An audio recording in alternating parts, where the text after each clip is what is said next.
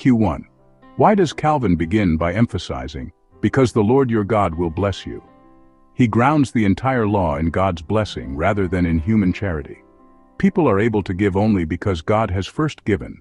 All possessions, land and harvest come from the covenantal grace God granted. Q2. Why does he say this moves from the particular to the general? The earlier command concerns a specific act, giving to the poor. Here the focus returns to the whole covenant and promise, showing that all economic and daily abundance flows from God's grace, and almsgiving is merely one fruit of that grace. Q3.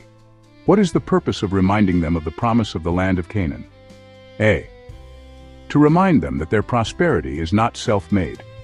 God caused them to inherit the land and promised its fruitfulness. If they forget this, they become stingy and imagine themselves the owners of their wealth. Q4. Why does stinginess make the land barren?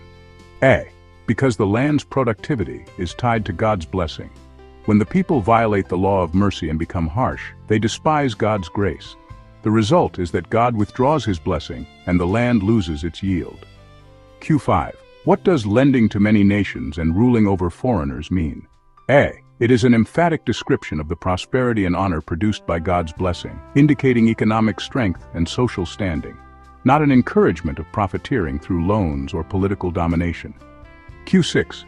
If poverty appears among them, what is the cause? Calvin says it is not a failure of God's promise, but the people's own corruption. They did not practice mercy according to God's law, and thus disrupted the order God established. Q7. What is the central teaching of this passage? All abundance comes from God's covenantal grace. Giving to the poor is a response to that grace. Stinginess denies God as the source and leads to the loss of his blessing, producing poverty that ought not to exist within the community.